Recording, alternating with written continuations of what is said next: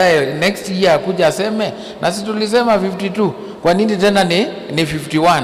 That transparency is very very good, kwamba makosa imetokea ndio, lakini tunasema makosa hiyo ni yetu sisi wote, so that at least tukienda mbele tunasonga tukiwa pamoja. And then issue of accountability, so that when the leaders make decision in terms of an investment next year, they can come and stand for it, waseme tulifanya hii kwa sababu ya hii na hii na hii.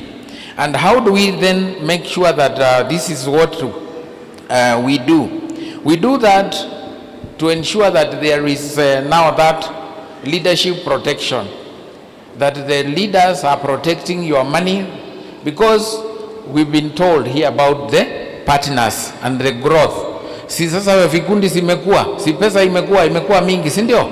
While that happens, then it is very important to protect that money, and it can only be protected through what? Through that self-regulation. That is regulation now making sure that reports are done well, and also even through that issue of automation, making sure kwamba pesa ikiwekwa, even ukiwa wapi, ukiwa headquarter, ukiwa head office, you can easily see what is going on. That level of transparency is very very important. But then we also do what? We ensure that there is capacity building, kwamba leaders wameenda training. Imeona tukisoma hapa report, tumeona wameenda a 5-day training. That making sure that is done, the regulator or the self-regulatory board ensures that that is done. Kwa nini? Kwa sababu it is building the capacity. Kwa sababu pengine mimi naweza kuwa nimetoka a different profession, but ninataka kuwa leader. Si ni vizuri kuwa exposed to those kind of leadership skills through the training.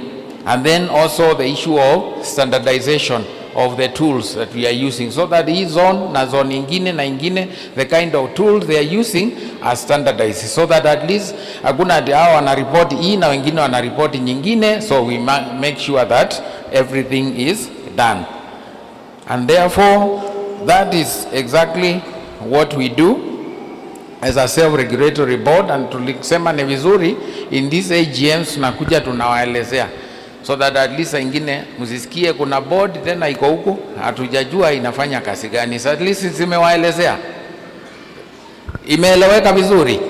Yes, that is very good. Otherwise tunashukuru sana viongozi wenu kwa kutualika hapa. We are very grateful through your chairman alipigia Father Director, the Executive Director, Father Peter Kiari akaniambia niweze kuja kuwakilisha the board, and that is why I'm here. So I'm here on the invitation of your leaders, and also then through the Executive Director, Father Peter Kiari, and that's why I'm here. And I'm also here representing the board.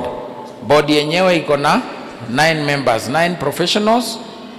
6 of us are the lay people, 3 are representing the archdiocese. 3 of them are priests, so that at least the interest of the archdiocese is also taken care of. Otherwise, also the priests, tumeshukuru sana for your warm welcome. Tumeshukuru sana kuwa hapa, na members pia umeona sasa hall imejaa. Ni vizuri sana kwamba mmepata nafasi ya kuja kuwa hapa, at least musikize vile mambo inaendeshwa. Otherwise, Mungu awabariki sana na muwe na wakati mwema. God bless you so much. Thank you so much, Daktari. A big clap for Daktari. Can I hear the clap? Thank you so much. As you can hear from Daktari's words, a call was made to the Father Director's office, na ile yenye Mr. James alikuwa nasema, I want to hakikishia Mr. James, najaribu Kiswahili pia, si ndio? Yes, ningependa kuambia Mr. James kwamba the Wopa Self-Help Group is also among the big boys. Kindly, we are aspiring akijameni mbele ya director mzima We are aspiring billionaires. Are we not? Aspiring? Mnasema na nguvu ndio tufikishe hiyo. So in the next few AGMs, that is where we want us to be. We are big boys. Thank you very much, Mr. James and Daktari. And now, to this point, allow me to bring to our attention that we were with, the guest is representing us from the director's office, executive director. That is the highest level of our representation from Caritas Nairobi. So we have in our midst, and as we had said before, Dr. Collins, kindly, with all the honor, please address our members. A clap for him, please. Thank you so much. Karibu sana. Thank you. To our patron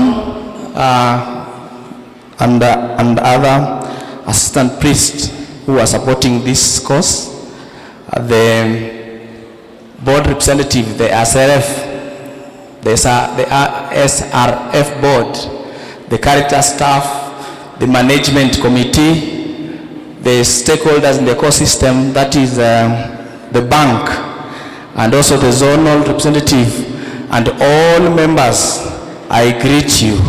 God is good all the time. Thank you very much. Like it's correctly put, my name is Collins Odongo. I am the Deputy Director, Caritas Nairobi, and I'm also here to represent the Executive Director, Reverend Father Peter Kiari.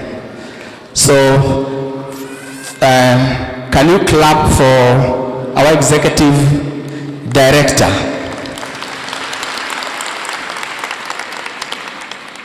Yes, thank you, and I believe that our director is happy that all of us are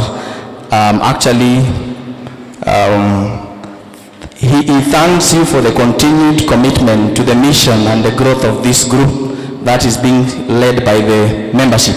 So thank you all members for coming. First, we thank God for the gift of life and the opportunity to gather here today. We also thank God for the Holy Mass that was shared with us early in the morning, and a special appreciation to our priests for the spiritual guidance, prayers, and the encouragement. And I want to rally members that let's remain grounded in faith, unity, and service. And I just want to also echo what the Vice Chair correctly put, that men and women of God had run away from the morning session. So it seems we love money more than God. Is that the case? So I urge you to always come for morning mass. It's very important. It is that spiritual guidance that has made us be where we are even today. So let's continue embracing and loving that. I also want to take this opportunity to thank members for turning up in large numbers. Indeed, the number we are seeing here is quite massive. Can you clap for ourselves? Yes, you are coming despite the cold weather in the morning is highly appreciated, and it shows commitment, unity, and love for the WOPA group. Members, I want to tell you that AGM is a very important governance forum. It is where members review performance, where you receive the reports that you have at hand, and is where you members give direction. The direction comes from which people? Can I hear your voice? Where do we get direction from? Can you say us and hold your heart by saying us? Yeah, it is you people who give us direction on the next course of action. So get to know you are right. And today, members, I want to say that the leadership that you have demonstrated herein shows that you are here to safeguard the interest and the resources of this very important institution called the WOPA. I also wish to raise a concern, members, that in the morning hours, at some point, the AGM was almost about to be called off because the numbers were not as required. As you are quite aware, your membership now is around 6,800. And the 2/3 dictate that you need how many to be present? Around 4,000, which is very high.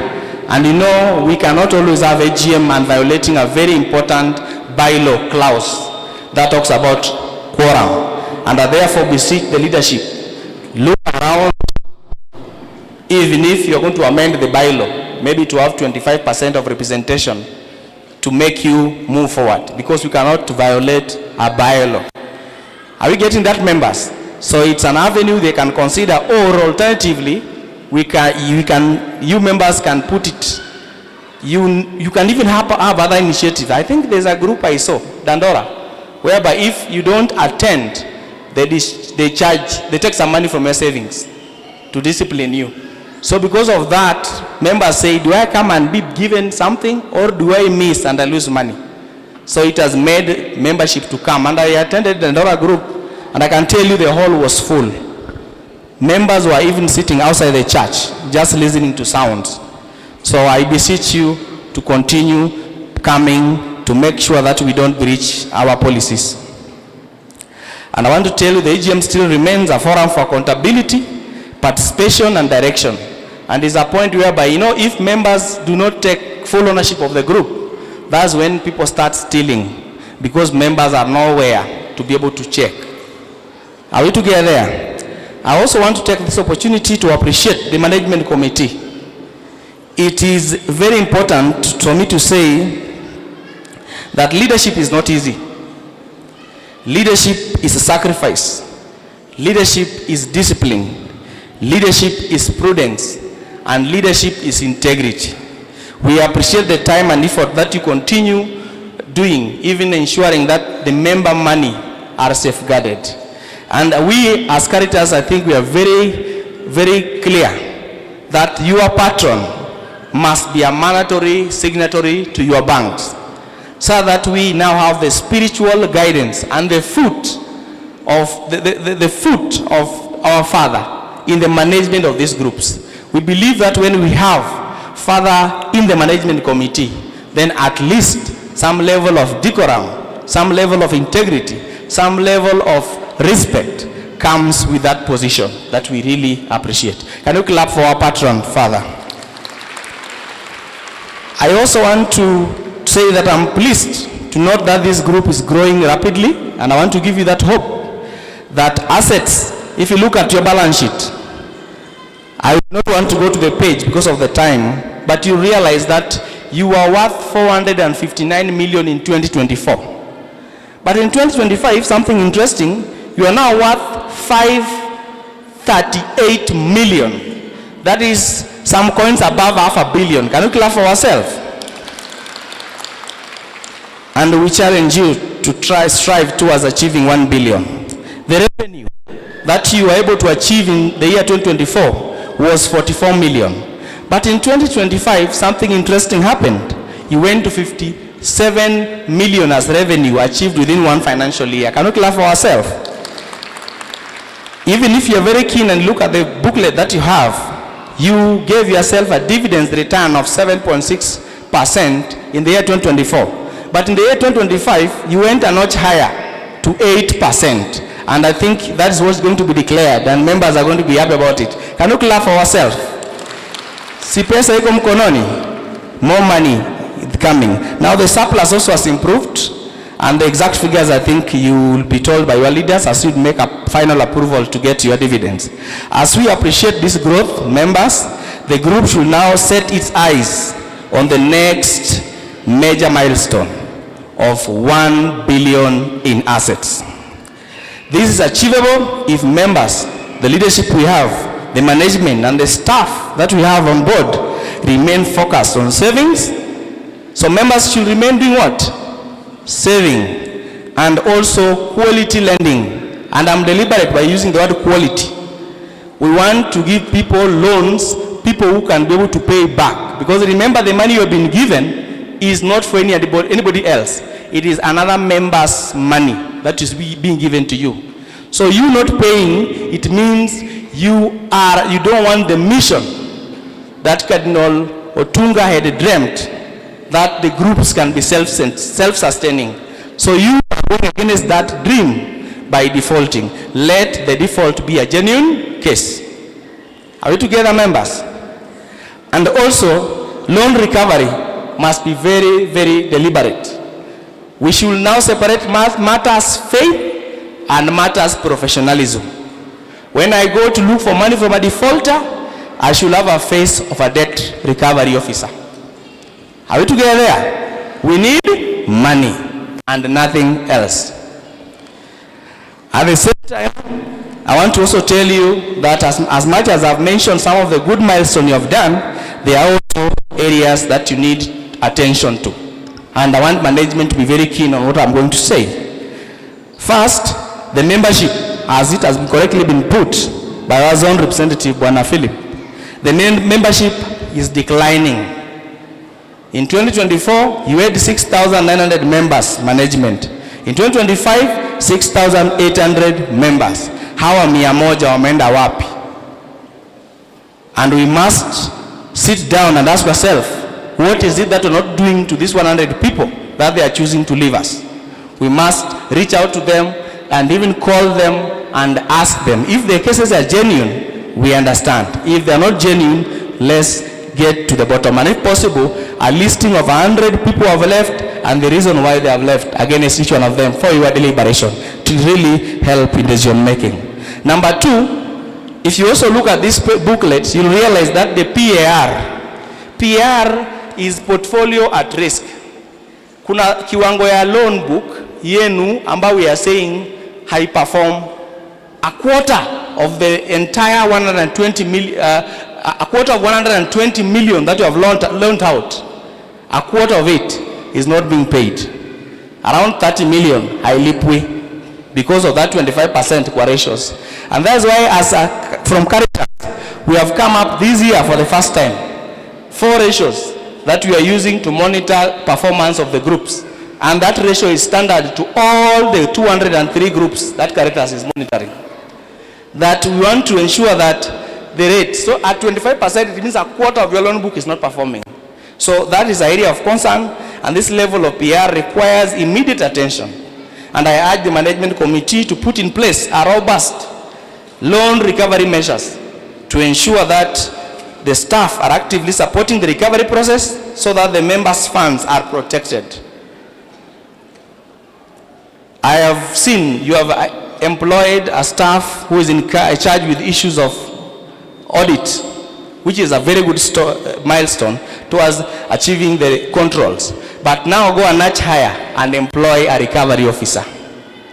If you look at this booklet, accountants are like 3. What are they accounting for?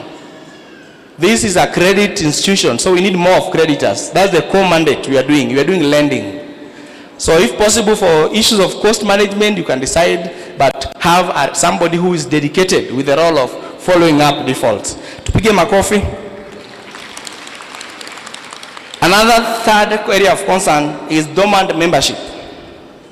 530 members out of the 6,900 are just there. Hawafanyi kitu, hawabanduki, hawaongei, wako hapo. 530. Again, it was the same number in 2024, it's the same number in 2025. Meaning nothing happened towards provoking them. You can provoke them by a very good message, asking them, why are you quiet?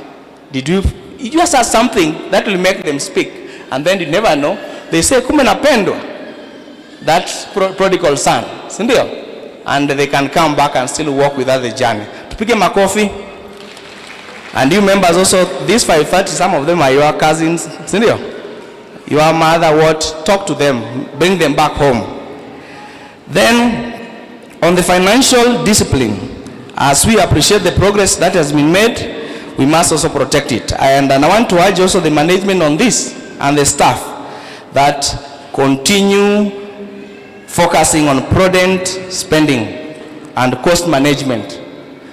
Look at the cost. Don't spend for the sake of it. Try as much as you do your good things. Ensure that you spend when necessary. Be modest in your expenditure to protect this group. For each 1 billion, you must manage your cost very well. And as I am continuing, it's also good to appreciate the person who did this booklet did a wonderful job. And here is one of our members. Tumpigie makofi whether he's an absentia. The members done a good thing to the group. I think other than that is working, he has also done good to the group. It's a good copy to keep. On the loan uptake members, I've also noted one thing. That do you know how much you have been able to save? You may save 430 million in this group. But do you know out of the 430 million you have saved, do you know how much you have taken as loan out of it?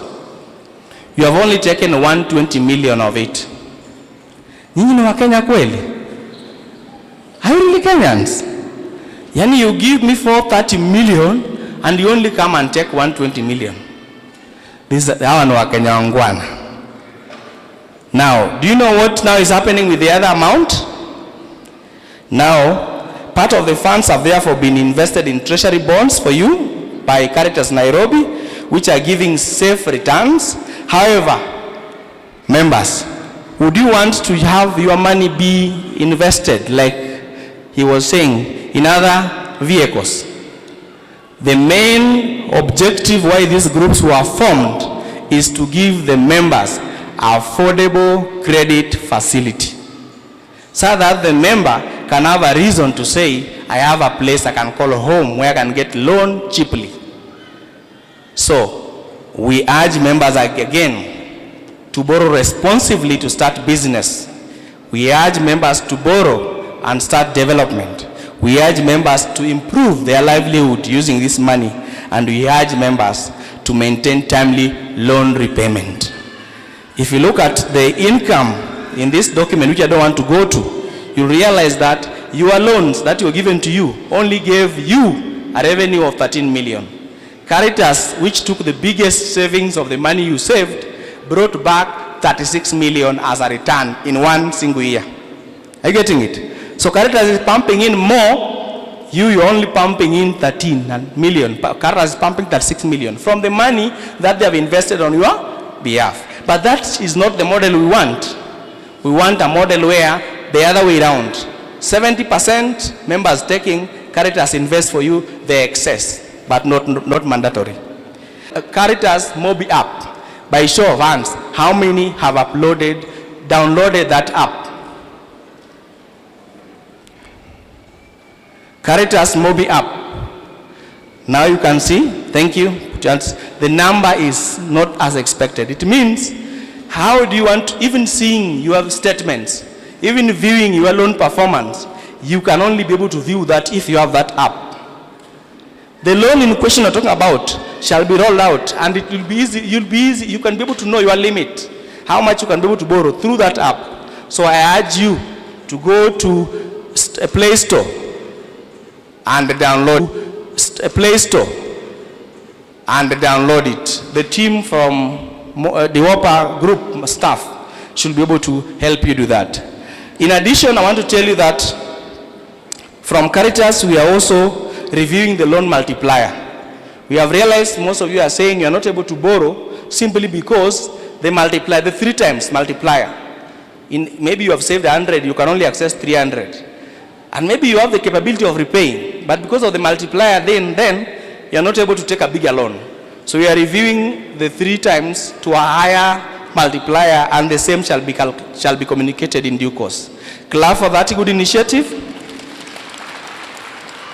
And I therefore encourage the members to embrace those improvements and also make use of the digital channels that we have talked about, and also the products that are being developed for the benefit.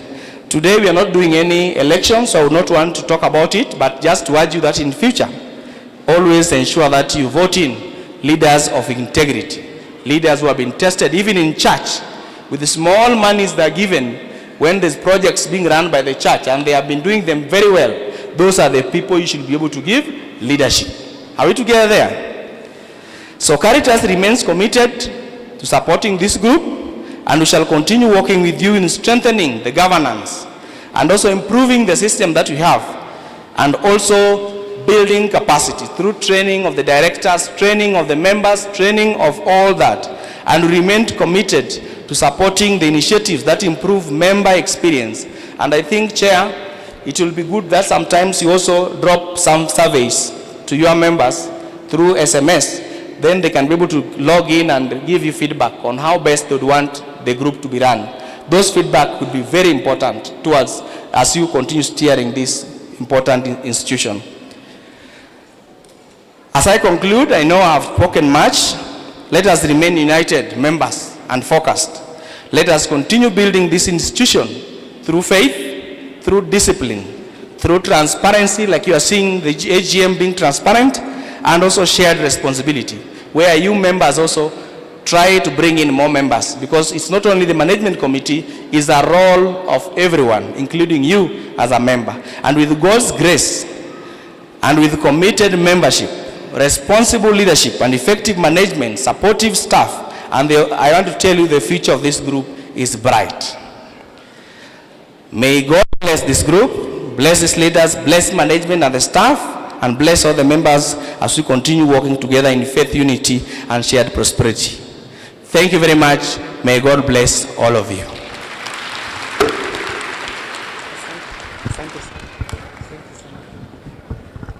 Okay, thank you very much, Deputy Director. A round of applause again to him. From upstairs, can I hear you? Very good. It means you are so many upstairs. Thank you. You see, Bona Deputy Director, with all due respect, reminds me of one person when I was in high school who was called the Deputy Principal. Because that person was very stern. He simply stands in front of the assembly ground and everybody is running, not knowing where you are going. So you see, he stands here and I can't even carry up my head there because I'm writing notes that are supposed to be implemented. So thank you so very much for your steadfast leadership, and we hope that we will be able to implement the few remarks that you have, areas that you have requested. This will be done. Last year, Bona Deputy Director, we did a lot of offsets, and this is as a result of the loans that we give. He has talked about giving what is called quality loans, and this led to a lot of our members being offset, and once you are offset, you no longer become a member, and that is why we lost quite a number. That now diluted the over 1,000 members that we recruited last year. On the same credit recovery, this is going to be is taken up very well with the management, and currently we have who is a staff in charge of this, not directly a recovery officer, but a credit officer. So we believe, Mkubwa, that with time this will be sorted. And on the last part of it is the survey, which is very important. Director has talked about giving a small feedback from the members. It's very important. And as a management, we deliberately designed a form that will be given out to you. I hope some of you are already having it. And this is all going to be done online. A space where you'll be able to give us feedback, matters what we are doing, and how you'd want us to do it better. So thank you for reminding us again on the same. At this point, allow me to recognize the presence of our digital group that is enabling the live coverage. Mr. Mark and your team, feel recognized. You are part of us and we appreciate your work. Members, we have the bylaws that are governing the group. And this is what many of our speakers have also spoken about, that we really need to understand the bylaws that are governing the group. We have the policies, then we have the bylaws that are now generated by ourselves and approved by you. So I would like to call upon Mr. Simba to come quickly and just take us through the bylaws very quickly. Then after that, we'll have a break for you to identify your opportunity, where you are better off, your station, what you do. If you want to come and let us know what you do so that we support one another. Like director has said, a member who did this or the vendor who did this is one of us, Mr. Leo the third. I don't know whether you are here or he was here. So he assisted us in doing this and even went ahead and gave us extra copies so that our members don't go home without the same. Good work and thank you. So, karibu sana Mr. Simba. Very quickly, then we go to the networking session, only 10 minutes. Then we will be concluding in the next few minutes. Thank you. Asante sana MC. Tugopa self-help group. Tulikuwa tunasema namna gani? Tugopa self-help group. Tuungane tujimudu kimaisha. Asante sana. The bylaws ni kama sheria zetu. It's like our constitution. Na kila mtu anafaa kuzijua. As long as you are a member, lazima uzijue na usielewe. Kwa sababu ukiwa member, wakati unataka loan, wakati una save, wakati unatoka, wakati pengine umefigwa, lazima usielewe ni sheria gani tunatumia. Those are the ones we are calling bylaws. Kwa hivyo, you go to page 21 and 22. We'll go through very fast, and we are almost done.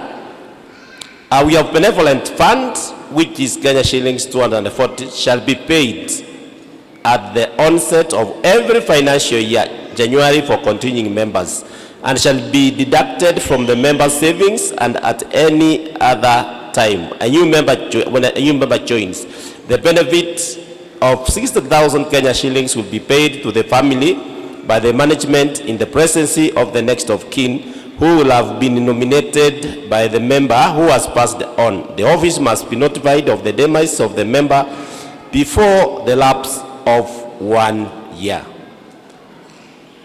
Yeah, wakati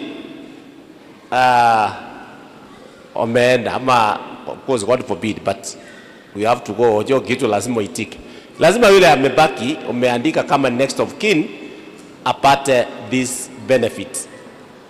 Kwa hivyo ile mwingine aliuliza kukatwa, hiyo inafanywa biasa wakati huu wa kuikata automatically, so that in the event of any demise of demise, dying or something like that, hiyo pesa inatumika and your next of kin anapatiwa hiyo 60,000. On loan application, member will be charged 100 shillings for credit reference bureau and Kenya shillings for loan form. Kama umekuja kutafuta loan, umeona hiyo 100 ya CPR na 100 ya hiyo loan. Kwa hivyo ukifika hapo ukitaka loan, hiyo loan form unapewa na kucheck CRB, hiyo inakatwa. That's 200 shillings. Kama umepata loan, hizo umeziona. Okay.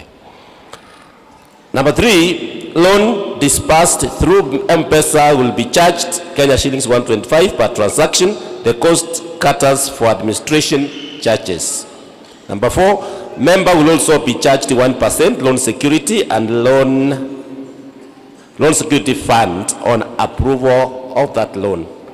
Loan security fund will cover loan repayment on issue of loans if the borrower loses the ability to pay the loan in case of medically certified insanity, permanent incapacitation, or death. After the demise or incapacitation of a member with no loan, we will refund the shares to the beneficiaries. If the member dies with a loan, once we receive the loan security fund, Carter's check shares will be refunded less defaulted amount. That is, arrears above 4 months, if any, are not covered by the LSF check. All monies paid to the group must be through Caritas bank accounts, Caritas Paybill Cooperative bank accounts, or M-Pesa Paybill. Any money left with the staff All management shall be at owner's risk. Minors and corporates do not get dividends, but rather the dividends is plowed back to their shares. Any guardian who would wish to be given the minors' dividends to do a request letter to the management. The same applies to the corporate groups, but the checks will be issued to the corporate bank account. Number 9, a dormant member will not be eligible for dividends. A dormant member will not be eligible for dividends. Number 10, transfer shares by a member from a group to another shall be effected after the member fills in a withdrawal and transfer form and surrenders his or her passbook. The charge is Kenya shillings 750. Number 11, transfer of shares from one member to another within the developer group shall be done after the member fills in the transfer and withdrawal forms, surrenders the passbook, and then the transfer of shares to the person of choices is effected. There is no charge for the transfer. No withdrawal from the group shall be effected without the member's passport or member's card. If the passbook card is lost, then a member shall be asked to write a letter noting that's the same and be charged 200 shillings for the replacement, which shall be updated with his or her data and asked to fill a withdrawal form. I think we are progressively moving out of that. Number 13, retirement for management members who have served their term be paid cumulatively for the 2 terms. Where a member retires before completing the full 2 terms for any other reason other than disciplinary issue, the retirement token will be paid in accordance with the number of years served, that is Kenya shillings 30,000 by year served. Any check cancelled by member after it has been drawn shall attract a fine of 500 Kenya shillings. No member shall have more than one individual account in the same self-help group. Number 16, loans with the CRP scores below 300 will be considered low, and such a loan application shall be declined, especially if guaranteed loans, of the guaranteed loans. Self-guaranteed loans with scores below 300 will be granted at the discretion of the executive management. Number 17, any member who is offset from our records due to default and causes guarantor's share to be deducted will have his or her information sent to the credit reference bureau. Number 18, loan offsets will attract a fine of 500 Kenya shillings with a loan offset form fee of 100 Kenya shillings. After the offset, a default member will be required to save for 6 consecutive months before applying for another loan. All guarantors must be members of the self-help program. Cross-guarantorship with the various self-help groups under ACDAS of Nairobi is also acceptable. A member, when picking their loans, should be entitled to a loan payment schedule. Payment, loan or dividend shall be made via M-Pesa using the member's main telephone number in our database. The number should be registered under the member national ID. If not, the payment shall be made via check drawn in the member's name. All members must have their next of kin and beneficiary details updated in the system. Amendment of the Know Your Customer documents to be done annually. Any member requesting for a refund of money deposited into our bank account erroneously must produce a bank slip or slips, which will be used as supporting documents for such refunds. Minimum monthly saving is 200 Kenya shillings, while minimum holiday saving is 500 shillings and is to be withdrawn within the month of November, attracting an interest of 5% calculated on a weighted average. Number 26, a charge of Kenya shillings to 30 shall be levied on members with a standing order. Number 27, savings for dormant members will be transferred to consolidated account with the Caritas Nairobi after 1 year, and should one wish to reactivate a dormant account, the reactivation fee is 300 Kenya shillings. The dormant reactivation form shall be filled by a member. Number 28, dormant members shall be eligible for a loan after saving consecutively for 4 months. And finally, posted saving shall only be considered for loans after a period of 4 months. Thank you.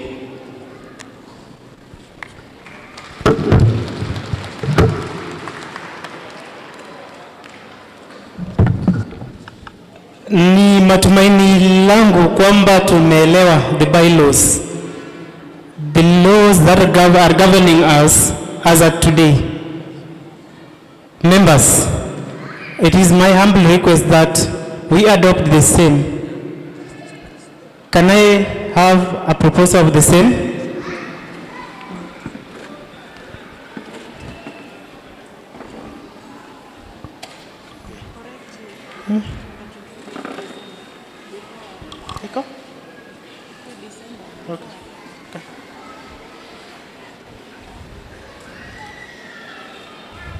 So, as that is happening, my able member, before you adopt, number 25, on the same bylaws, kindly accept the correction. Instead of withdrawn within the month of November, that is holiday savings, it's always withdrawn in the month of December. So kuanzia date 1 of December all the way to date 31st, you will be eligible to withdraw the savings and as well get your 5% interest. Yes, please. Member number 2811, Nancy Saina. Thank you so very much, Madam Nancy. Seconder, please. We have at the back.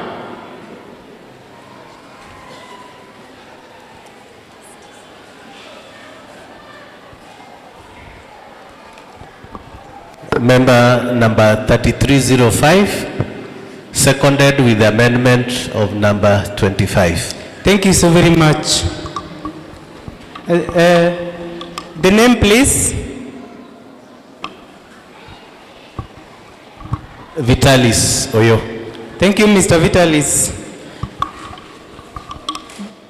So at that point, we had already heard from the Deputy Director some of the things that we really needed to also let you know at this point.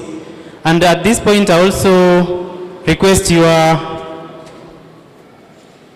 time to allow me to bring back the board chair, that is Mr. Moses. Kindly, in 1 minute, kindly come and give the members the resolutions.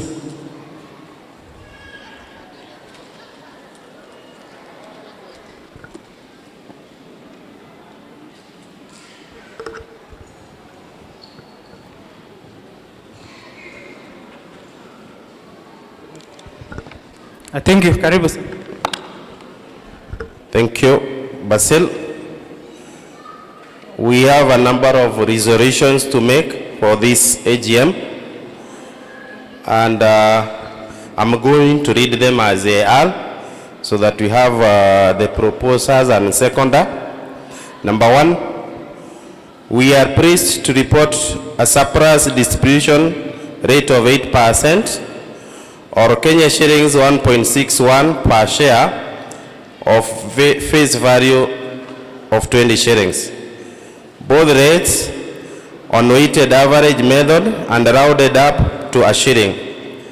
This despite the massive loans offset and shares withdrawals during the year under review. Number 2, capital expenditure of 3 million to invest in the 2026 to 2030 strategic plan, self-regulatory framework, and office equipment and expansion.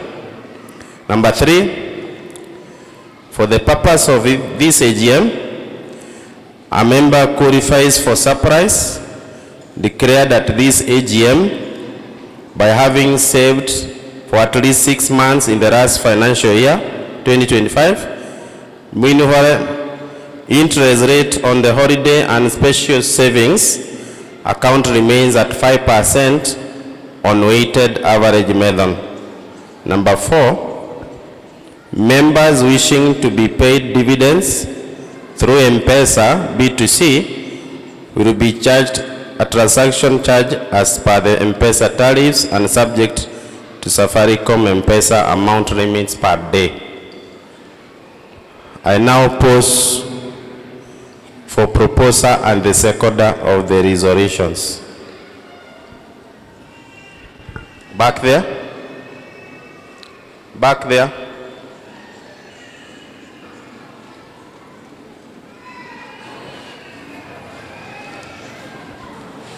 Let's have the proposer.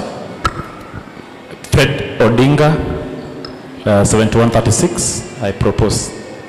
Thank you, Fred. Let's have the seconder from this side. Any seconder from this side?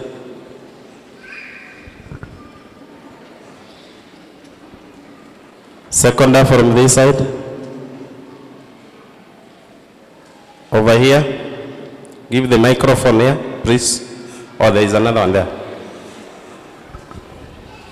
Jane Wanjiru, member 2807. Thank you.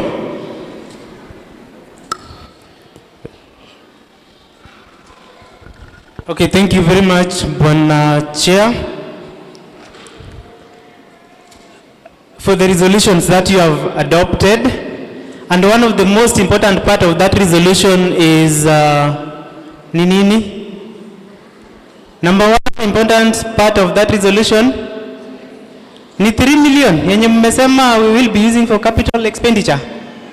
Ama na the dividends. So you see, it has been answered. It is the 8%. That is important in that part. Members, allow me at this point to start the open forum. All the questions that we had from the beginning up to this point, I want to allow all of us to be able to share with us these questions, either in written form that can be forwarded to the front, then we pick them one by one.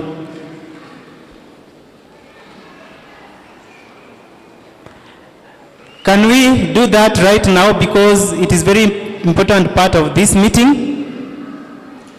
It forms a very important part of this meeting. So maswali zote zile zenye mko nazo kuhusu kila sehemu ya hii mkutano, naomba zitufikie.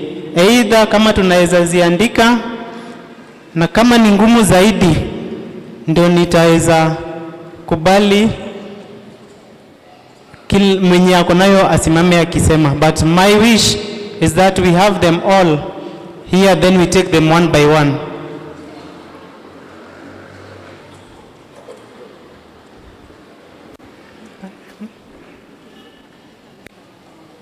Okay. The questions should include your member number. And, okay, member number is very important. So can I have questions? The staff kindly assist, even my colleagues, managers, if you can help. Wale hawana makaratasi, I want to have the questions picked from them in a very short time.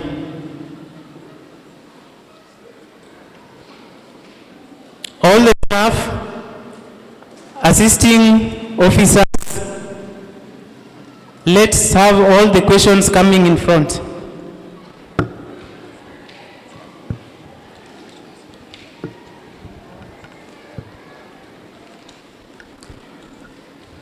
So, as we continue with the same, we also, at this forum is where also we recognize the strength our various members in different categories. Deputy Director has talked about membership. Other speakers also spoke about membership. And as you can see, we declined with a certain number.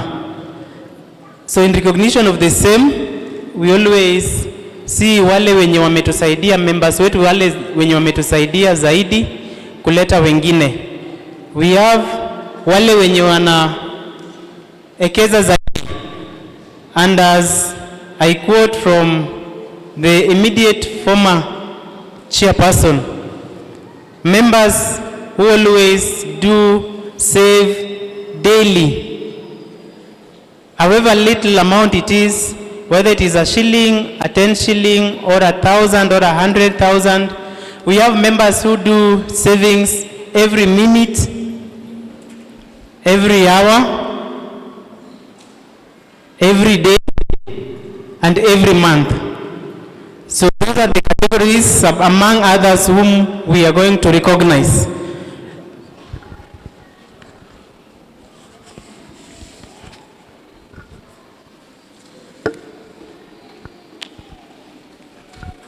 So as the questions come, I want to begin with the first category of our members whom we are going to recognize.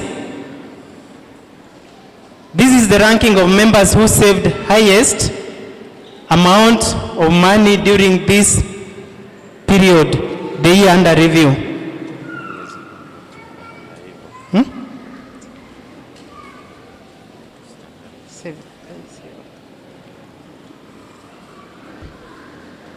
So, as I was saying, the ranking of members who saved the highest amount of money during the period or the year under review. Kwa wale wenye waliwekeza zaidi kwa kikundi during the year 2025. I have one member, Linet Bosibori. Linet Bosibori. Where is Linet?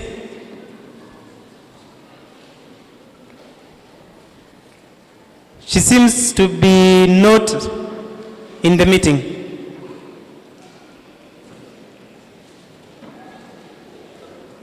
Okay. On behalf of Linet, whom we congratulate for being the highest saver last year,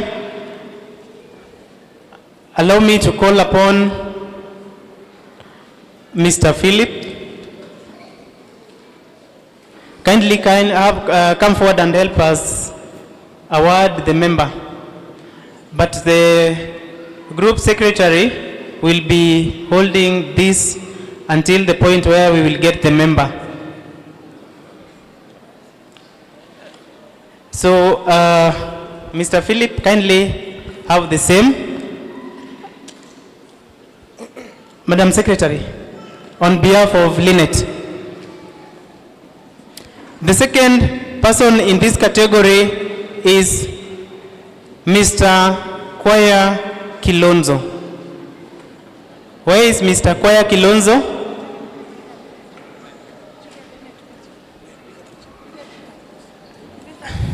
Where is Mr. Kwaya Kilonzo? Wale wenye walitupatia pesa zaidi ya kuwekeza last year hawako ndani sahi. Tafadhali, Mr. Kwaya Kilonzo, if you are outside, you can kindly come in, and if not, then I will also ask the secretary to come and pick the same on behalf of Mr. Kwaya Kilonzo. Kwaya Kilonzo.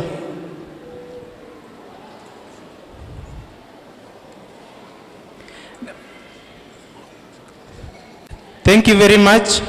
We appreciate. Thank you very much. And we need to appreciate these members kindly. They are helping us to get the dividends that we are distributing today. So it is just in order, and in a solemn way we appreciate them. Can we appreciate the highest savers last year together? Thank you very much. Now, during the speeches, we spoke about, specifically from the zonal chair, that minors are so many. We have so many minors. Actually, you can see from the upstairs, there are so many. But we really want to have them also as members. They'll begin as minors, with time they'll become full members. And in recognition of the same, wale wenye tumeshaingiza, this is the ranking of minors accounts with the highest saving. These accounts are usually managed by parents and guardians on behalf of the children. The highest minor saver, Villain Tochi. A parent or a guardian of Villain Tochi, our highest minor saver last year. A parent or a guardian of Villain Tochi. Is he or she available?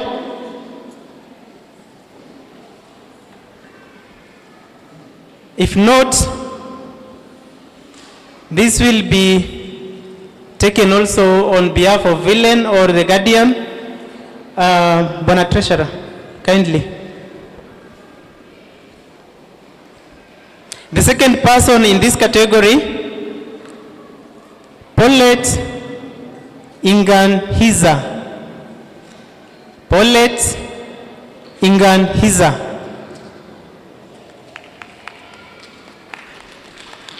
Thank you very much. Karibu sana and thank you so much.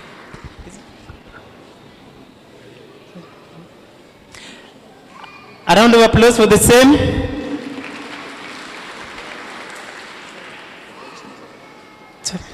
Yes, thank you very much, Mr. Philip, and thank you for nurturing the children.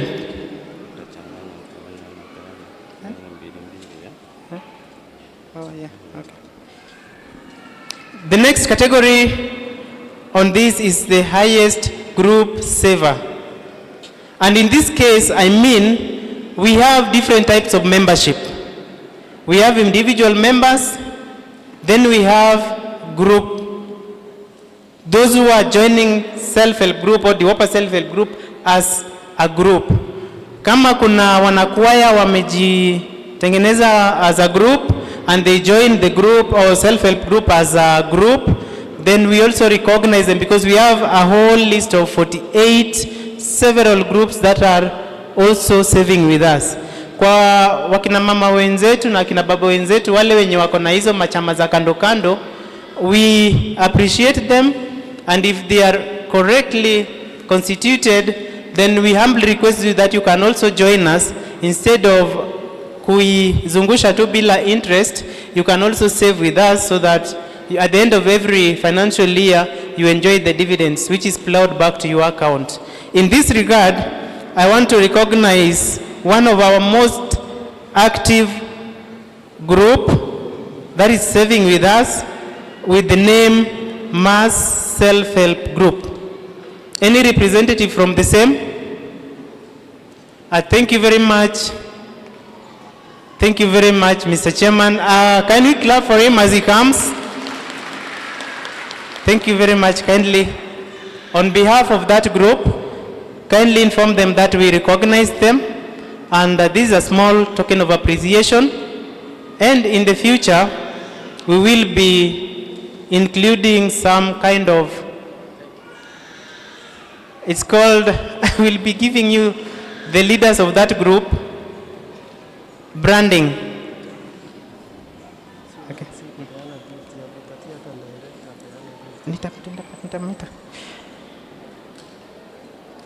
The second group in this category is Young Link Investors. Young Link Investors. Due to gender balance,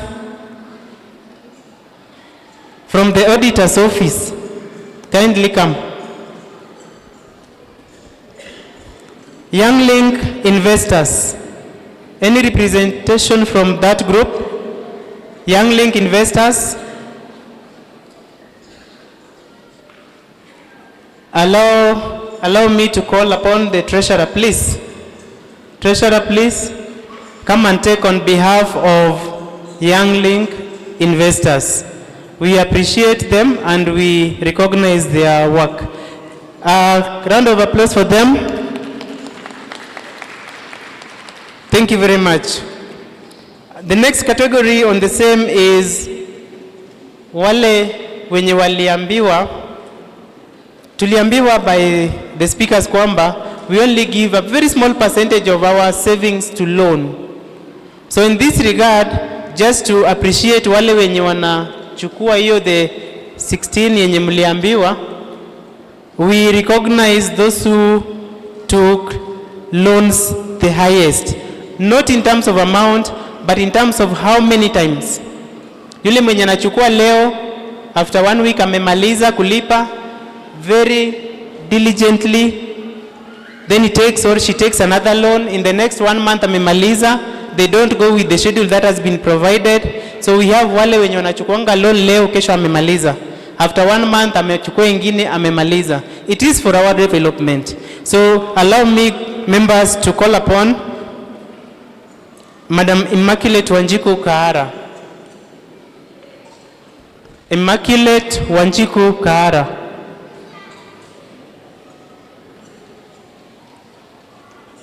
Okay.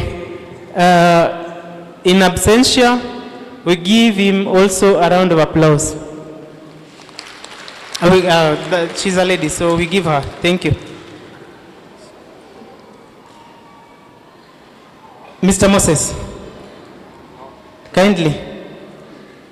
1 minute to assist us giving wale wenye wanachukua loan kwa sababu wewe ndio in charge of that docket. So, secretary please. Treasurer.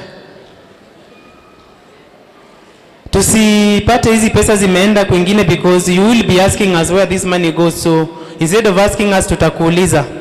So thank you and we appreciate Madam Immaculate Wanjiku. Appreciate Madam Immaculate. Thank you very much. Mr. Moses is asking if Madam Immaculate is putting on a trouser today. Okay, he's taking on behalf. Thank you. The second person in this category is Mr. Kevin Ouma Otieno. Mr. Kevin Ouma Otieno. Kindly, if you are upstairs or amongst us, thank you. You look like you are hurrying all the money that we have in this group. Karibu sana.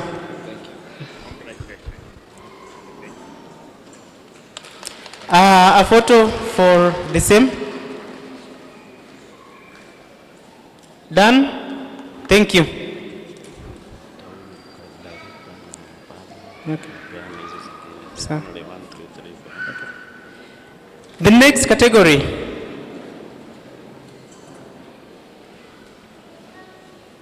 Because of the members' declining number the year 2025, we recognize wale wenye wale refer watu wengine zaidi wajiunge na kikundi.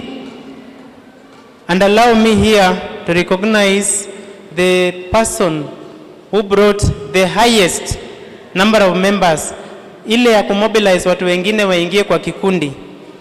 In this category, you will allow me to mention members who did the same, but will not be awarded for today. The reason being, these are done according to the policy. I want to recognize the effort that is done by the management and the staff.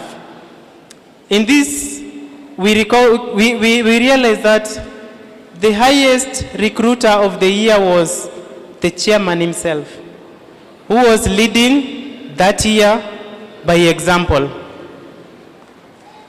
Can we clap for the chairman by leading by example? But apologies, Mr. Chairman, that we will not be able to do this for today. I will see a way to appreciate you, but the members have appreciated you more. Father Tafadhali, if you allow me, that you just shake the hand, but not anything to be given for today.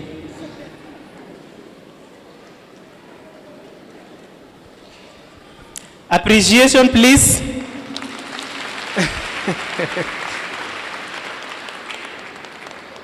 The two following in that category will only mention but will not come here. The second one was Madam Eunice Wangoi Njenga. Wangoi Njenga Eunice is behind there, and she's the senior accountant in that group. So you see, from the management, number one is the chair. From the staff, led by the senior accountant. Are they not doing good job? They are going extra mile to ensure that membership grow. Appreciation for Madam Eunice. Number three was, this name is written Basil Akongo. If he is here or if she is here, she can also be, or he can also be appreciated just by a clap, nothing else. Thank you very much to that person who he knows or she knows herself or he knows himself. We appreciate you. Now, I will award Mr. Michael Osotsi. I will call upon Mr. Collins. Daktari, come and help us award the same. Mr.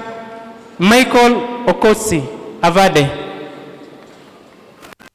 I am awarding Mr. Okotsi, and here he is. And to my surprise, he's even having the oldest hood that we have. So it means he is one of our very core members. We appreciate you a lot, and I hope you have taken the director. Have we taken the photo? Are we good? Are we good? He looks like a pioneer member. Congratulations, sir.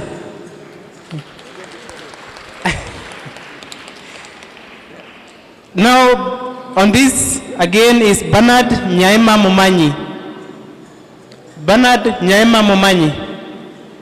Where is he? The director is waiting for you kindly. Let's not keep director long standing. Bernard Momanyi. On behalf of Bernard, Madam Laura, please.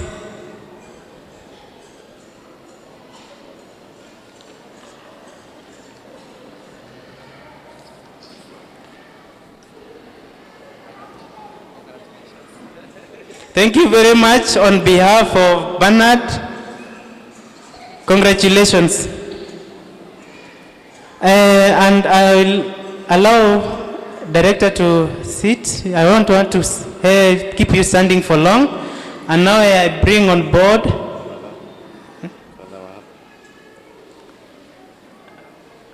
our father, the host, please. Come and conclude for us this session.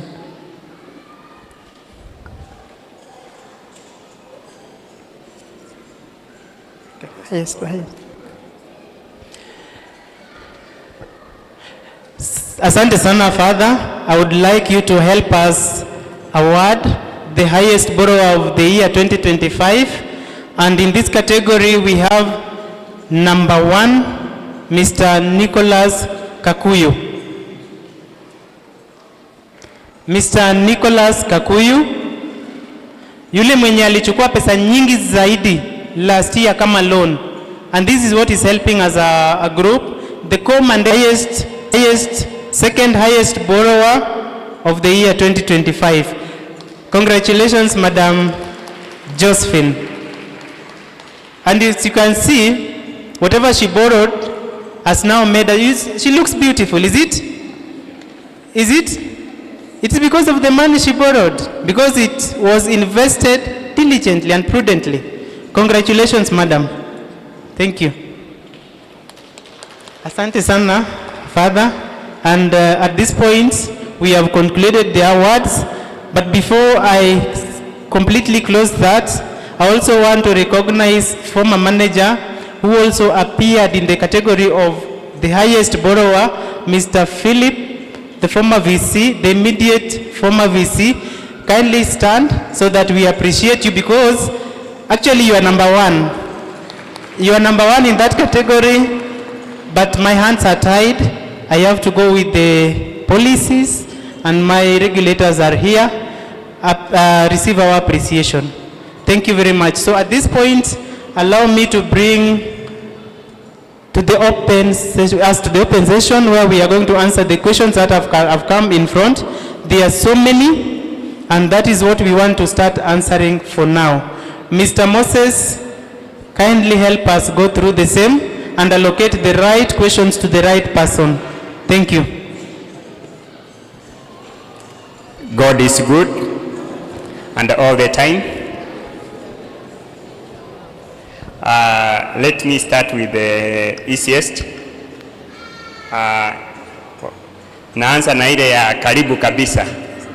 Members 1, 2, 3, 4, 5, 6. Members 6 wanasema ya kuwa instead ya kupewa chakula waweze kupewa token for lunch, waende wakichipanga. Hizo ndio questions zenye ziko hapa. Kwa nini tunapiga makofi? Sina na explain questions vile zimeulizwa. Haya. Kwa hiyo chairman akiruhusu atatengeneza resolution saa hizi muweze kupitisha. Kama next wengi wakisema ati watu wapewe token na ni haki yenu, itapita na wanaweza kutimiza hilo kwa AGM, the next AGM. Kwa hivyo members 6 bado chairman uko na hiyo jukumu ya kuweza kuguide.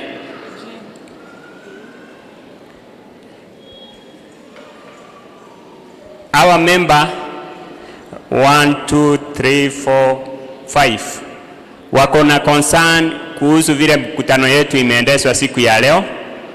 Wa kwanza anasema hizi speakers sinafaa kuwekwa huko nyuma, sinapiga kelele sana mpaka hawasikizi vizuri. Hiyo ni guide wenye wamepeana. Na mwingine Simon anasema ya kuwa at least quorum, hata kama tunasema tumepitisha special resolution, lazima tufike 20% of active members. Kama hatujafika hiyo special resolution isipite. Hiyo ni request kutoka kwa Simon. Ingine ni operational, where can I get my member number? Hiyo ukuje kwa ofisi, ama kama uko na ile Mopi app ndio inakujanga pale, unaweka member number. Kuna mahali unaweka member number na utaweza kuiona kwa hiyo app. Lakini kama hauna hiyo, unakuja kwa ofisi unaweza kupatiwa. Wengine wanasema the mobile loan yenye tumeongelea itaanza lini. The two of them, they are member number 7574 na member number 4704, wanauliza wataanza kuchukua lini. Chairman, hiyo pia lakini ilikuwa imeelezewa ya kuwa iko na test basis. Once tukiridhika ya kuwa ina operate kwa njia ile inaitakikana na kwa njia ile imefuata ile mwongozo ambayo kikundi akiwezi poteza pesa, itawekwa huru kwa members wote. Kwa hivyo saizi iko ile on test basis. We want to see all the procedures kama zina comply na ile mwongozo ambayo inatuongoza. Ikiwa ina hold savings zako, for example, saa zile umechukua hiyo mkopo, isiache tena free savings. Kuna wale tutakuwa smart enough, tuchukue mara 3 na tukose kulipa, na ni mobile na group itachipanga. Na unajua ukisema ati group itachipanga, ni sisi members tunaumia. Kwa hivyo lazima tufanye ile ukaguzi, tuweze kuangalia ya kuwa imeweza kumit zile standards. Haya, member anauliza nikichukua loan within my limit, yani anamaanisha within savings zake, ile self guarantee. Kwa nini tena CRB inaangaliwa? CRB inaangaliwa across the board. Hata hizo loans zenye self guaranteed, remember hata kama umechukua ni savings zako zimekusimamia, but still we need to check your creditworthiness so that tusikupe loan ambayo haitaweza kulipwa vile inahitajika, kwa sababu ukikosa kulipa vile inahitajika, wewe ndio una increase ile tunasema PAR, portfolio at risk. Uliona saizi mko 25, maybe unaweza kuipandisha mpaka iende mpaka 30, na kuna ile guide ambayo imeprovidiwa katika ile self regulatory framework. Ile siku nyingine tukikuja tutawa take through ya kuwa kuna percentage ikifika loans zinaweza simamishwa. Hiyo ndio hatutaki tufikie hapo. Kwa hivyo that's why tunaangalia CRB. Na mwingine akauliza member mgeni ako 3 months kama atapata dividend. Hiyo the chair alieleza vizuri, lazima ukuwe umekuwa 6 months and above kwa ile mwaka ambayo inasomwa. Very good.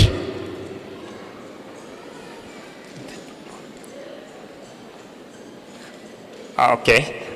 Hii ni more personal, but it's good we read msikie. The reason huyu member achukui loan ni ya kuwa party guarantors.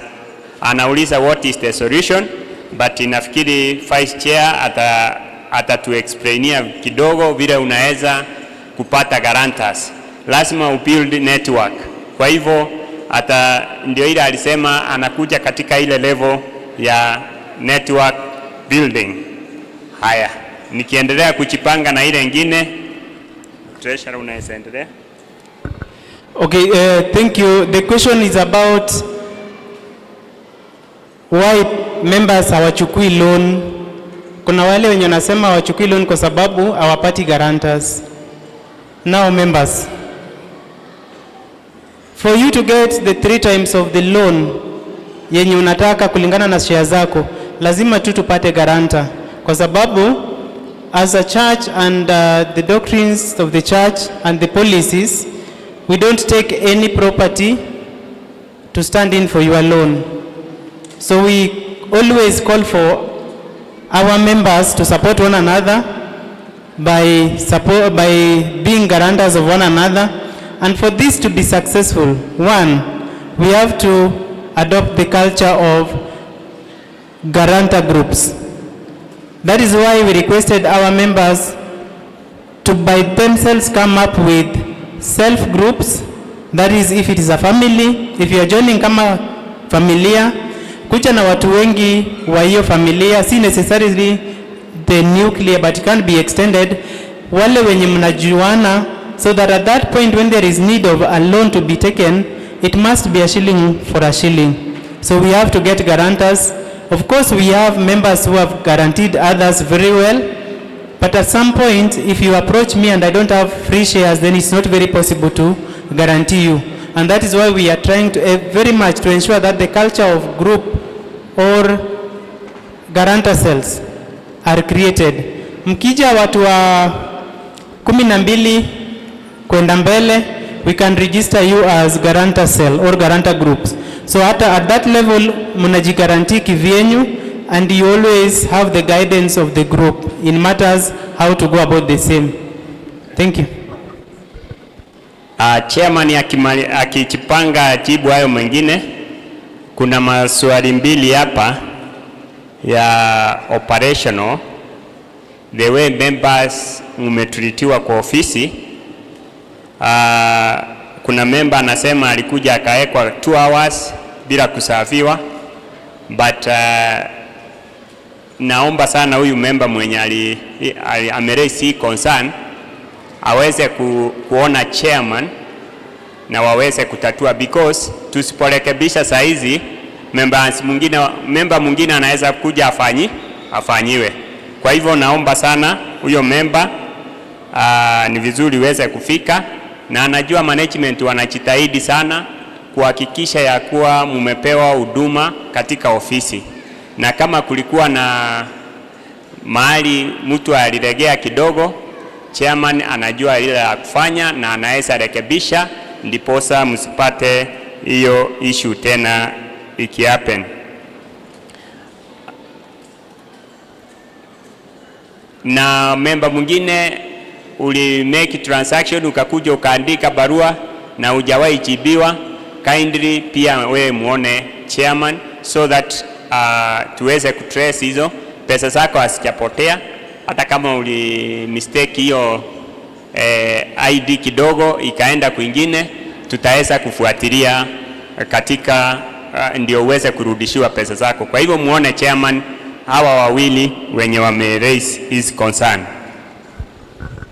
Thank you. Kama vile Mr. Moses amesema, if you have any complaint addressed to the staff or to us, kindly come to us directly. Tutaweza kutatua hiyo shida.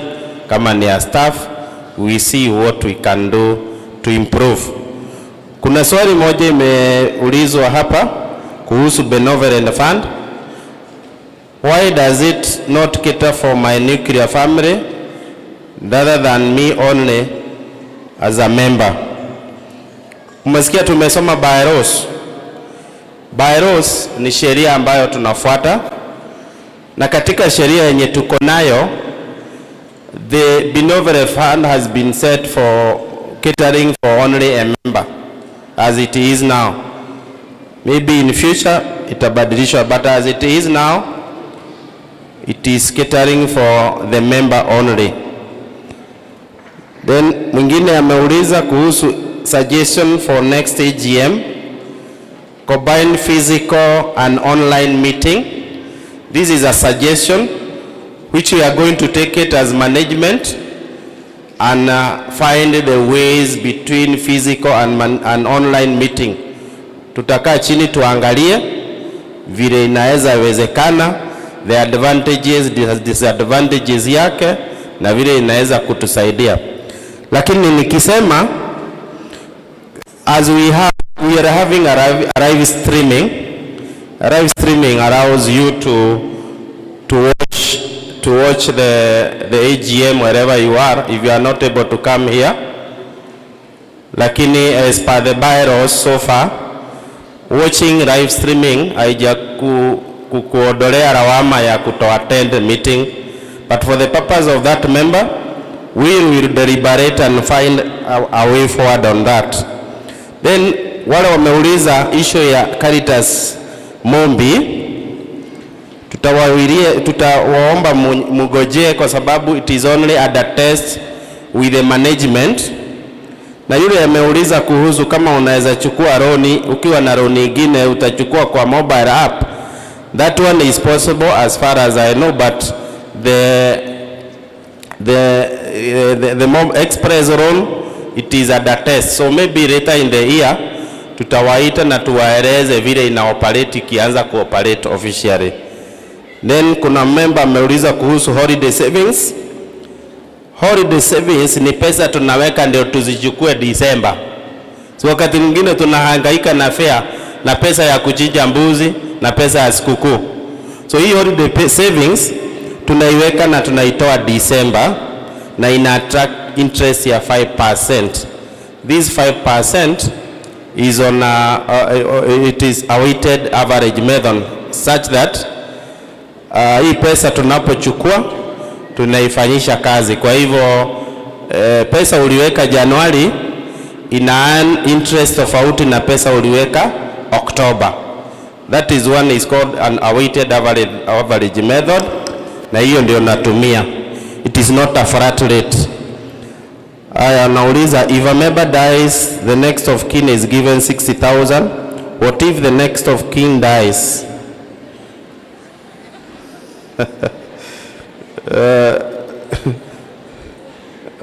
Acha secretary ajibu. Acha nirudie tena. If a member dies, the next of kin is given the 60,000. What if the next of kin dies? Tumsifu Yesu Kristo. Okay, member wetu akikufa, kwa sheria tunasema kwamba benevolent fund is only paid upon the demise of the contributor, yani yule mtu ambayo ni mwanachama wetu ndio akienda tunapeana hiyo 60,000. Hiyo 60,000 atupei next of kin atumie, tunapeana kwa familia in the presence of next of kin ili iweze kusaidia kwa mipango ya mazishi, kwa sababu mmoja wetu akienda tunamsindikiza na hiyo 60,000 inaweza nunua sanduku ama chochote kulingana na imani ya mtu, juu kuna wengine watumii sanduku. Na next of kin akienda kabla member aende, ni vizuri huyu member alete next of kin mwingine, ili wakati yeye ataenda ama tukimtafuta tunaweza tukamtafuta through the next of kin. Alafu kama naweza ongezea, kitambo tulikuwa tunapeana benevolent fund next of kin akienda, so watu walikuja wakaanza kumanipulate that funds, ikawa ya kwamba ukiona uko na mtu wako ulikuwa umemwandika next of kin na anakaribia kukufa, ama kuna mwingine kwa familia yako anakaribia kukufa na ulikuwa umeandika mwingine, for example your daughter, na your son anakaribia kukufa, unakimbia kwa ofisi unabadilisha, unaandika your son after the next of kin. So ilikuja ikawa ni kama hiyo fund inakuwa depleted. That is why tulieka ikuwe tu ni contributor akienda tunatoa that amount but not the next of kin. Asanteni. Thank you SG. Mtu ameuliza, sign language interpreter is not visible from the back and on the screen. Nafikiria mmesikia kutoka kwa minutes ya last year, we were requested to accommodate the watu wenye wako deaf. So I'm not sure whether there is somebody at the back who is a deaf. But for the sake of answering that, leo ndio tumefanya mara ya kwanza sign language, and actually we were not prepared that we need 2 cameras. I was trying to consult the IT people and they told me we must have 2 cameras. Unfortunately, we had 1 camera. So next time we are going to have sign language ikionekana kwa screen. Mmetusamehea? Haya, asante. Then why is there high number of people withdrawing, and what is the solution for this? Now, kama mmesikia tuliweza offset loan mingi sana, na wakati tuna offset loans kwa jumuiya, guarantor ni brother yako, guarantor ni sister yako. Kwa hivyo let us embrace the socio-economic pillar such that you see your brother as a real brother, and you can work towards doing things together. There are people already who are doing guarantorship groups and they are doing well. Wale mama boga munaekaga ile kikundi ya naitwa nini? Ile munaeka pesa pamoja munapeana. Si munawezaga hiyo? Na haikuwagi na shida. Hiyo kikundi, you are going to convert it to become a guarantor group. Munatoa hiyo pesa, munaziwekelea hapo. Hata si lazima muwekele. Munasema leo tunapatia meli. Kila mtu anaenda kwa pay bill, anaweka kwa meli. Next time mnaweka kwa fulani. Munakutana pengine kwa mwezi moja mara moja, munasema kama mumequalify kuchukua loan, munasaidia mmoja wenyu anachukua loan. Hapo ndio tutaweza kufaulu. Na hiyo ndio inaitwa guarantorship. Let us know from today, guarantor ni rafiki yako, ni brother yako, ni sister yako, na ni mwanafamilia yako. Then we go to the last AGM. I requested that a non-Catholic, at least one, be included in the leadership. What is the feedback? Yeah? This one, iko kwa policy making. It was a suggestion even last AGM, and we are waiting for our regulator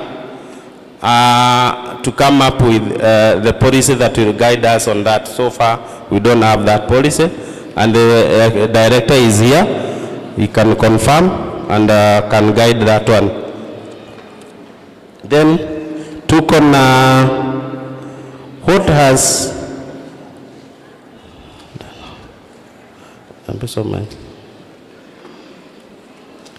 I think now the group has grown big. Now I had a thought, why can't the group start developing members' properties such as kutujengea plots wale tuko nazo, because I think for you as a financial institution is easier than us members to do for ourselves. Thank you. I think tunaelewa where we are coming from. Chama yetu ni ya shilingi kwa shilingi, lakini tunaposikia haya maneno tunayaweka maanani na record for future policy directions. Our policy people are here. I think in the future we are going to get some direction on that. Lakini kwa wakati huu we are not allowed. Thank you.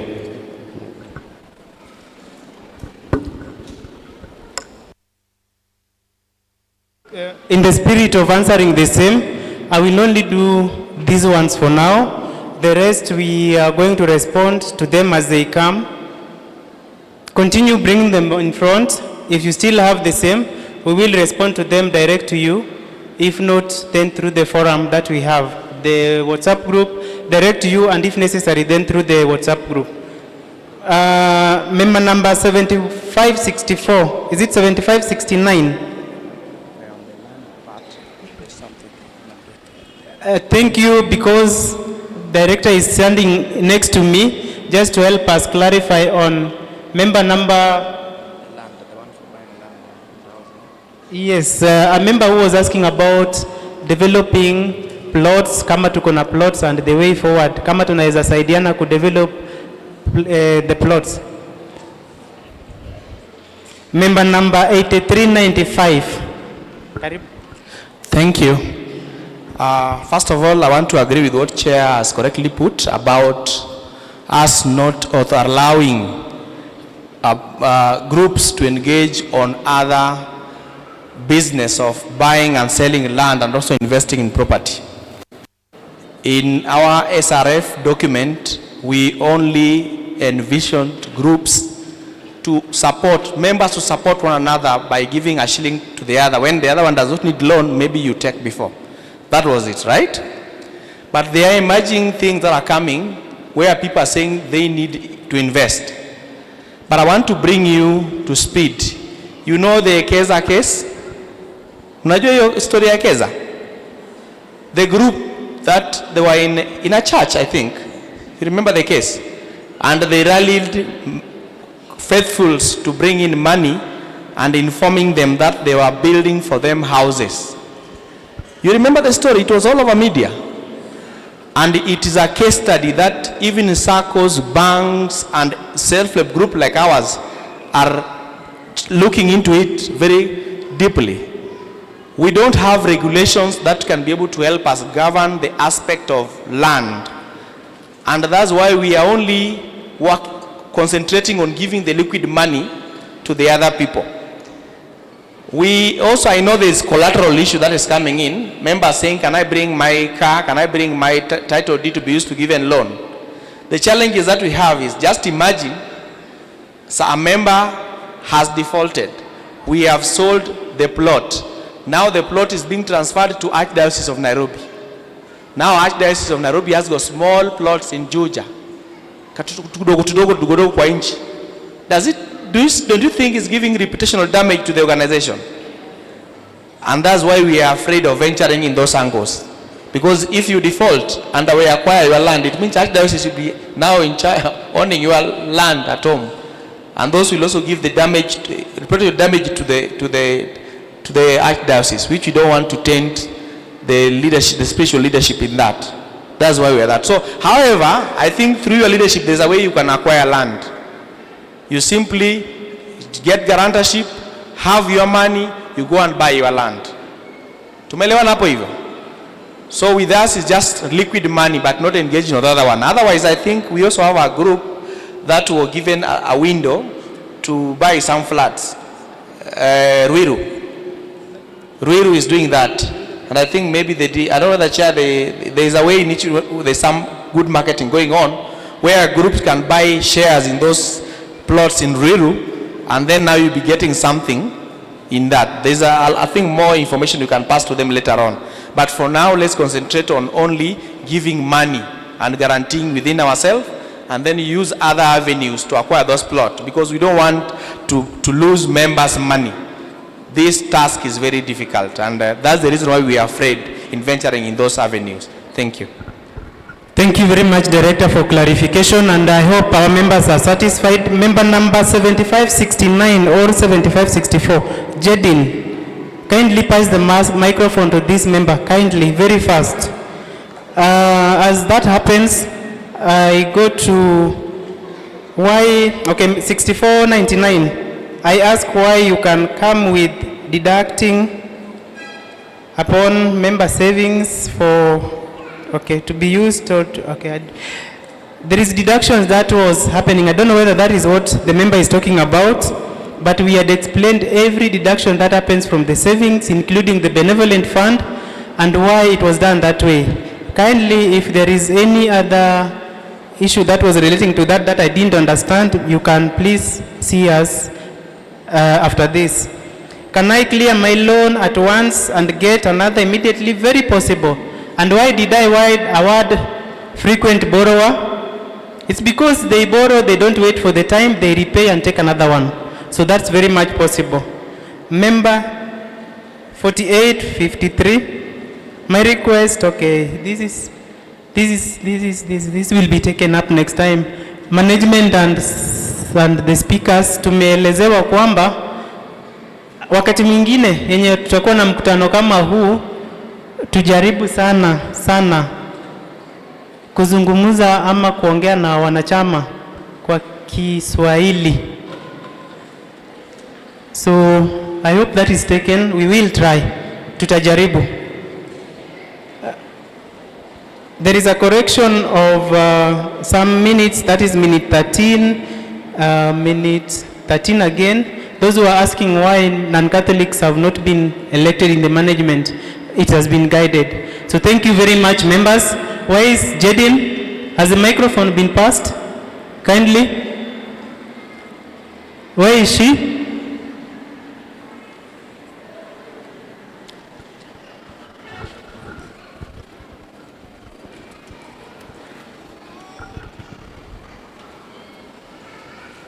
Okay, Jedin amesema yake lazima tu, we need to understand because amesema anataka ifanywe verbally.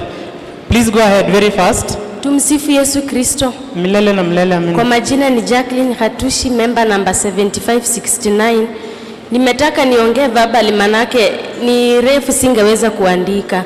Ya kwanza, our 100 members wenye wali withdraw from the group, niko na 4 ambapo 3 ni my daughters minor accounts, mmoja nilileta, nilisimamia loan default akatolewa kwa group juu alikuwa dormant. Alafu niko na issue hapa. Tunaambiwa slogan yetu ni tuungane tujimudu kimaisha. Mimi nilijaribu kuinsist bwanangu aingie kwa self help group lakini hakuingia. Hiyo wakati registration fee ilikuwa 1100. Nilichukua jukumu ya kuchukua ni details zake zote, nikakuja nikamregister na my 1100 shillings. Nikawa nalipa, ikafika mahali wakati my first born daughter ameingia form 1, ikawa niko na upungufu wa hela, ikabidi ni withdraw membership ya minor accounts kwa sababu singeweza kulipa loan, kulipa shares zangu na kulipa shares za minor account ambapo bado nilikuwa nalipa ya my husband. Nimefika mahali nikalemewa kabisa, ikabidi ni concentrate kwa savings na loan yangu. Ya my husband nimeshindwa na bado nikimwambia alipe halipi. Nilienda kwenye ofisi nikawaeleza, wakaniambia withdraw membership kutoka savings to another saving kwa account nyingine, hiyo ni free but lazima mwenye huyo member aje assign, na ikawa ni mtu hawezi kuja. Nikaambiwa niache details zake hapa apigiwe simu. Hakupigiwa paka wa leo, na nimeshinda nikiactivate. Activation fee ni 80 shillings. Nimeshinda nikiactivate hadi imefika wakati ni almost 1 year sija activate, na nimeona hiyo bylaw number 29 or 30, sijui ni 300 shillings za, so nauliza hiyo membership ya my husband, hiyo account yake itabaki hivyo dormant ama nitarudishiwa pesa? Kwa sababu ukiangalia kwa form nikikuja kujaza, he is my next of kin. Wakati nilikuja kumintroduce kwa self help group, mimi ndio next of kin wake. So sioni haja ya pesa zangu kuzama hapo ambapo mimi ni next of kin wake, halipi, na niliacha details zangu hapa apigiwe, hajapigiwa. Another thing, nimesimamia mtu loan, najua ama garanta, na kusimamia mtu inamaanisha kama atalemewa kulipa nitalipa, ambapo nilikatwa, na huyo ni one of the members wenye nilileta. Sasa juu alidefault na hakuendelea kulipa, mimi naona management, I'm sorry to say this, kama nimekwaza mtu mnisamee, management bado ni nyinyi mnachangia members kutoka kwa self help group. Why? Wakati huu mtu alichukua loan na amedefault kulipa na anajua hakuna kitu aliacha kwa account ama aliwacha kidogo, na hamfuatilii kumuuliza uko wapi, unaendelea aje, mmenyamaza tu kwa sababu pesa za garanta zimelipa hiyo loan, hakuna kitu mnamdai na hakuna kitu mnadai garanta. Hiyo ndio kitu sababu moja yenye nachangia members kutoka kwa nini self help group. Kitu ingine ni hayo, nimesahau mengine. Okay.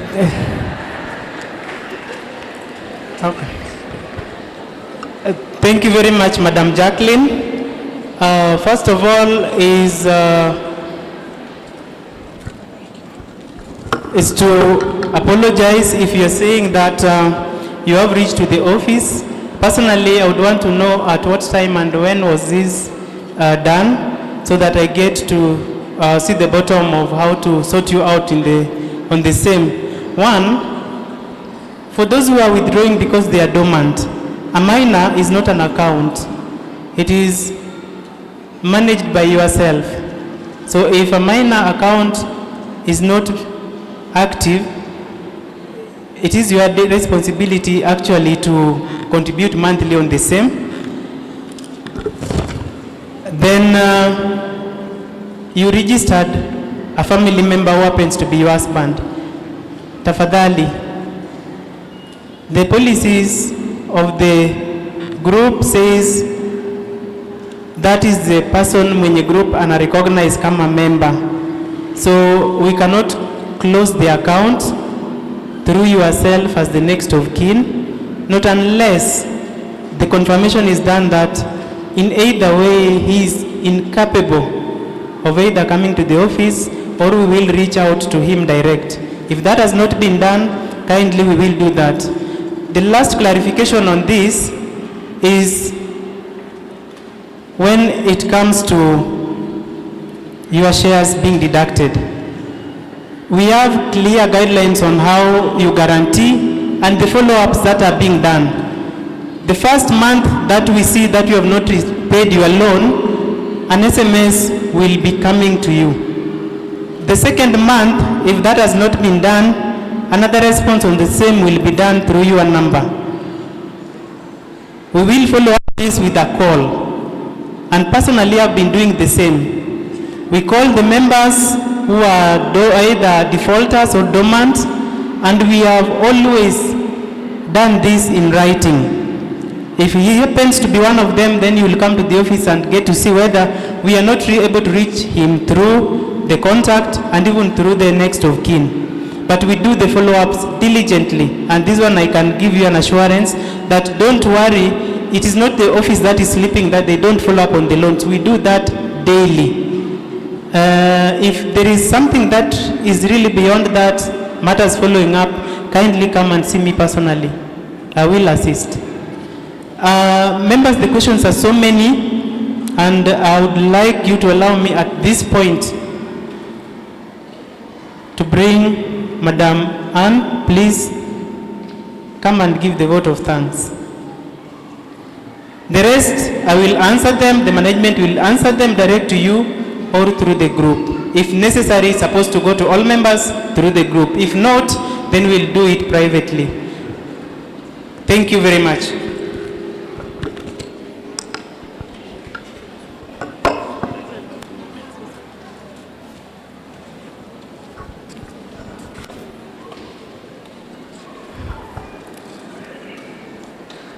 Nitaanza na swali. AGM tunayo hatuna? AGM tunayo hatuna? Tunayo? Basi tupige makofi kama tunayo. Asanteni sana. Sababu ya masaa na vile priorities imeanza kubadilika. Kuna mtu wako hapa katikati analeta shida.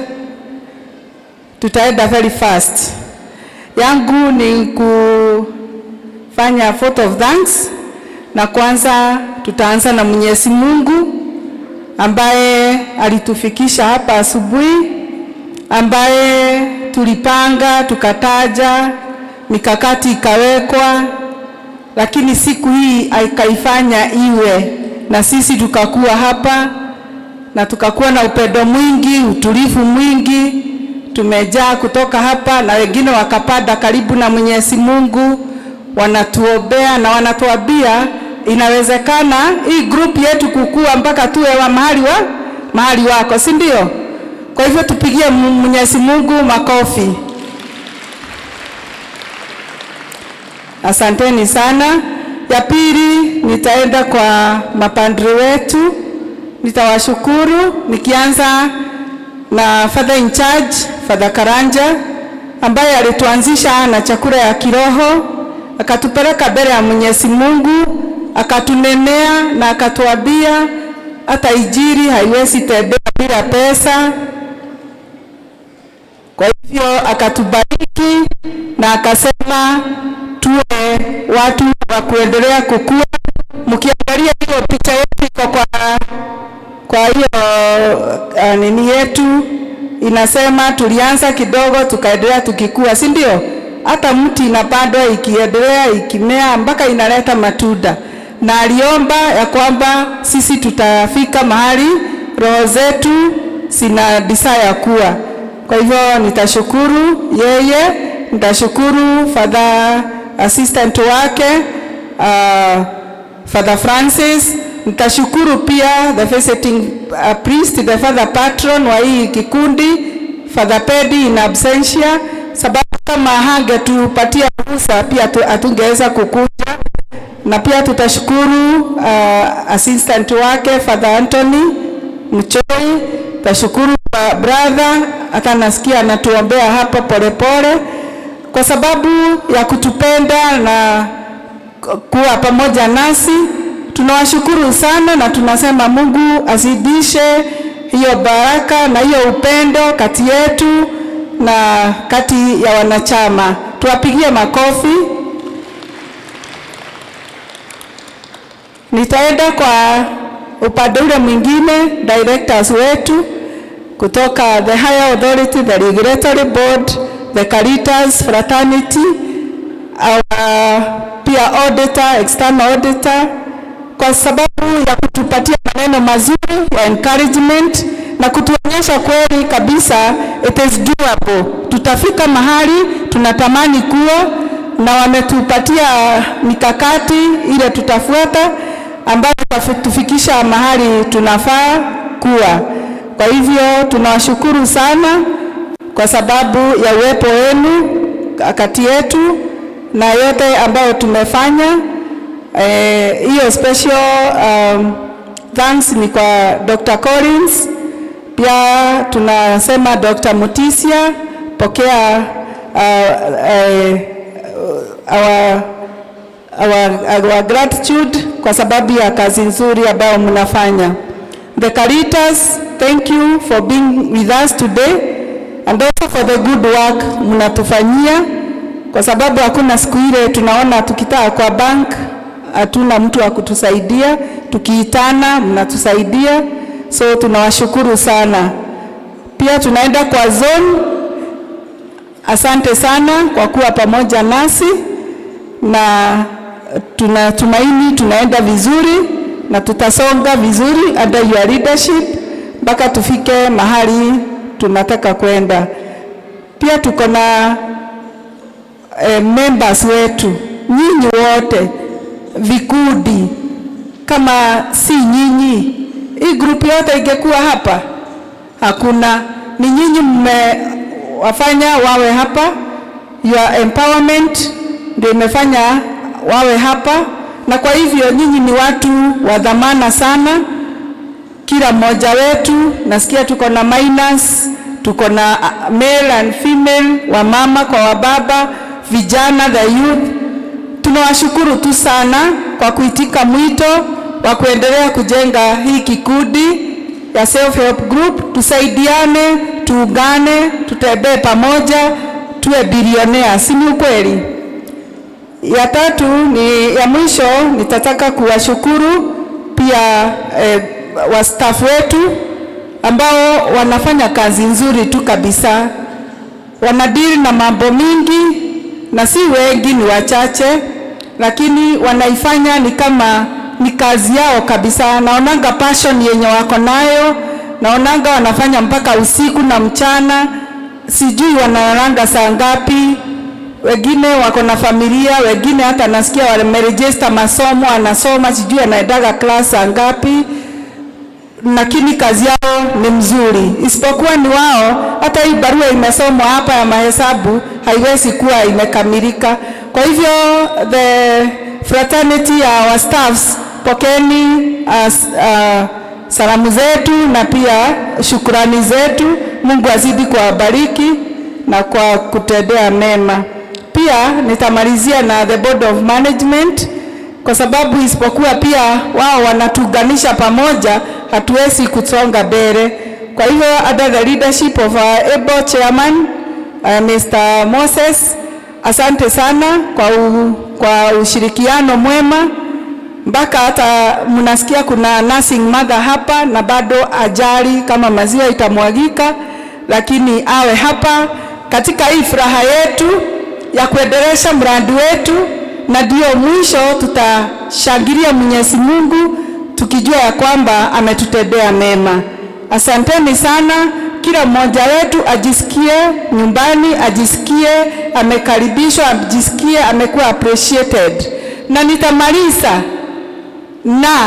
na hiyo, it is a special dedication for the people wenye wako wamewezeshwa na njia tofauti, si ndio? Sio walemavu, wamewezeshwa na njia tofauti, na mimi ni mmoja. Na mimi ni mmoja wa wale anawapenda sana. So tunataka kusema shukrani mingi sana kwa our sign language mwenye ametuinterpretia, na pia mnaona hatuna boundaries, hatuangalii who is who. Tunataka kila mmoja wetu akuwe ndani ya hii mradi. Kwa hivyo asante sana kwa our sign language. Kwa hivyo sisi wote tushangilie. Kushangilia ni kufanya hivi, tuwapigie makofi. Na pia mwenye amefanya hivyo apokee. Asante sana, asante, asante, asante. Tumpatie, inafanyangwa hivi, tunashangilia hivi then tunampatia. Asante sana na mlete wengi. Asanteni sana. Mwenye amenena hiyo mambo yote ni Ann Maina. Mimi ni member na ninapenda hii kikundi sana sana sana. Kwa hivyo tuendelee kushirikiana na kupendana na kusaidiana. Asanteni, Mungu atubariki. Sasa nitaomba padre, nipigieni makofi by the way. Nipigieni hii. Asanteni. Nitaomba padre kuje atubariki ndio tuweze kupata kitu. Huyu mtu aache kucomplain, si ndio? Father, come.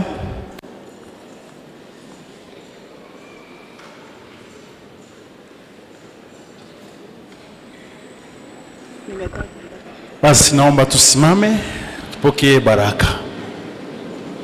Kwa jina la Baba na Mwana na Roho Mtakatifu. Salamu Maria, umejaa neema, Bwana yu nawe, umebarikiwa kuliko wanawake wote, na Yesu mzao wa tumbo lako amebarikiwa. Maria mtakatifu, mama wa Mungu, utuombee wakosefu, sasa na saa ya kufa kwetu. Amina. Atukuzwe Mungu Baba, Mungu Mwana na Roho Mtakatifu. Tunakushukuru Mungu Mwenyezi kwa kikao na mkutano wetu siku ya leo. Tunakuomba uendelee kutubariki, kutuunganisha pamoja ili tuweze kuendelea na kuyatimiza yale yote tumekubaliana. Tunakuomba pia ubariki mapaji ambayo yameandaliwa ili atupe nguvu ya kukutumikia vyema. Bless us, O Lord, and this gift that you are about to receive from your goodness through Christ our Lord. Amen. Bwana awe nanyi. Awabariki Mungu Mwenyezi, Baba na Mwana na Roho Mtakatifu. Tukae na amani.